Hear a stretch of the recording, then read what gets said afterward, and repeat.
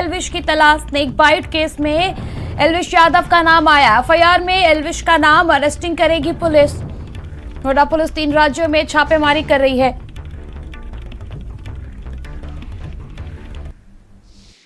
Information मिली थी, उस information के आधार पे सेक्टर 49 की टीम और जो वन विभाग की टीम है इसके द्वारा ज्वाइंट ऑपरेशन किया गया। इस ज्वाइंट ऑपरेशन में 5 लोग जो है गिरफ्तार हुए हैं।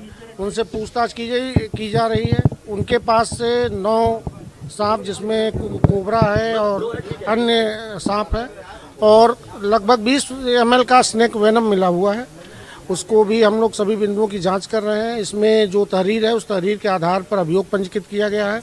इसमें सभी बिंदुओं की गहराई से जांच की जा रही है। जो भी इसमें दोषी है उसके विरुद्ध कठोर कार्रवाई। और वहाँ पे कोबरास और स्नेक वेनम का इस्तेमाल किया गया मैम रेप पार्टी के लिए। हाँ मैम पीएफए ने कंप्लेंट फाइल की है। जी, पीएफए ने ट्रैप लगा करके उनको उनके लोगों को पकड़ा है। ये जो बंदा है इसके ऊपर हमारी नज़र बहुत दिनों से है, क्योंकि ये जो अपने फिल्में खींचता है, फ़ोटो खींचता है और लगाता है यूट्यूब पर, उसमें वो सांप अक्सर पहनता है।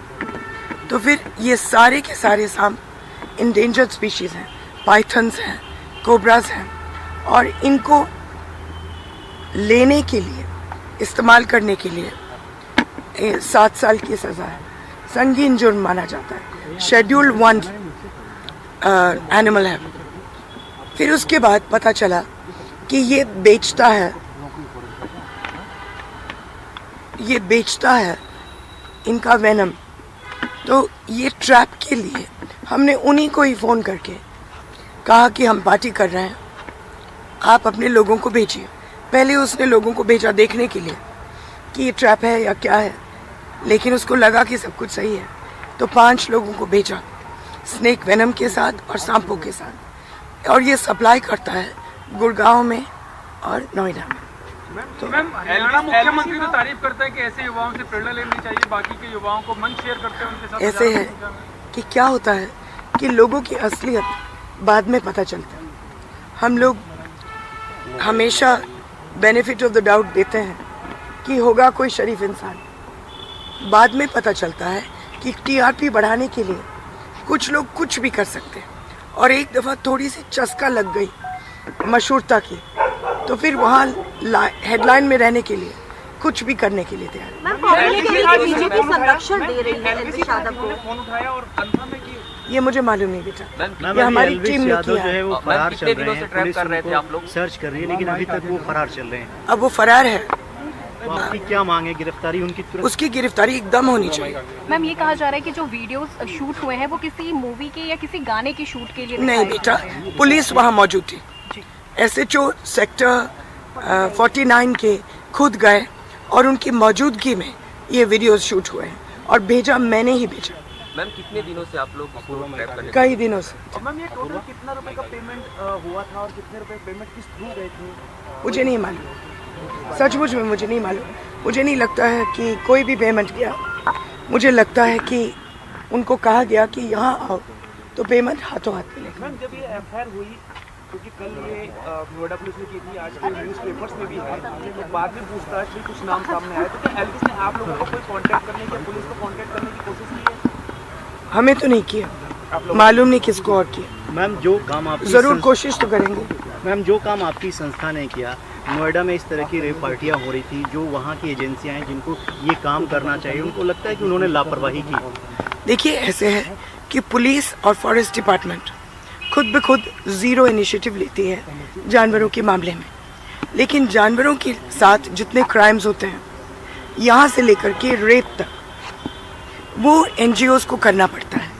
एक हम लोगों ने बनाया था एक ऑफिस जिसका नाम है wild life crime control bureau, WCCB। उसको बने हुए करीबन 15 साल हो गए, आज तक वो बंदे दफ्तर से बाहर निकले नहीं। तो एनजीओज़ काम करते हैं, लेकिन मैं खुश हूँ कि पुलिस ने एकदम रिस्पॉन्ड किया और फॉरेस्ट डिपार्टमेंट ने भी। Could you talk about the legal repercussions this may have for Elvish Yadav? He should go to jail, beta. This is a grade 1 crime, 7 years in jail. It's a wildlife crime. See, you must understand कि cobras when they lose their venom, they die.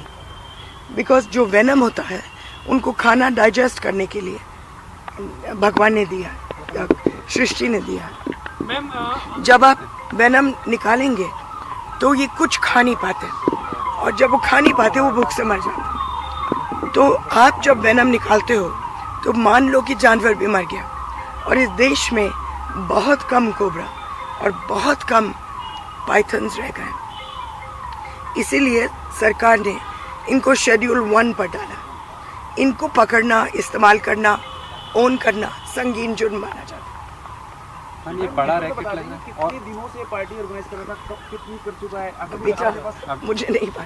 Ma'am क्या possibility है ये बहुत बड़ा और इससे बड़ा racket हो सकता है, क्योंकि ये तो जरूर होगा। एक आहिस्ते आहिस्ते अब पुलिस के ऊपर है कि वो धागे ढूंढे। हम लोगों ने इनको दिया था बहुत साल पहले। इन्हीं लोगों जिन लोगों ने ट्रैप किया इनको, इन्हीं लोगों ने मंगूस है कि ट्रैप्स बनाए थे। तब तक किसी को देश में मालूम नहीं था कि जो पेंट ब्रश, कैमलिन और अन्य लोग इस्तेमाल करते हैं वो मंगूस के पूंछल को काट करके इस्तेमाल करते हैं, तब जाकर के वो धंधा बंद हो।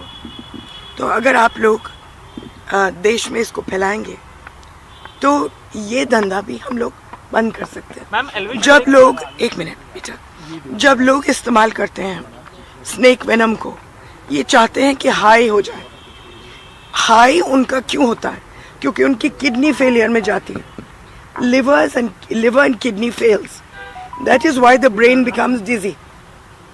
तो आप 2-3 दफा स्नेक वेनम ले लें और उसके बाद बाकी जिंदगी अस्पताल में बिता। मैम, एलविश यादव का बयान आया अभी और उन्होंने कहा कि मैं पुलिस जांच में सहयोग करूंगा, ये आरोप झूठे हैं मेरे ऊपर लगाए जा रहे हैं। इसीलिए तो फरार है। जी, जो टीम है उनके पास है। मैम, आम आदमी पार्टी की तरफ से आरोप लगाया गया कि एक तरफ बजरंग पुनिया, साक्षी मलिक जैसे लोग जो रेसलर हैं वो सड़कों पर घूमते हैं, और वहीं बीजेपी ऐसे नशे के व्यापार करने वालों को प्रमोट करती है। बेटा, इनफ। और हमारे सहयोगी दानिश अजीज इस वक्त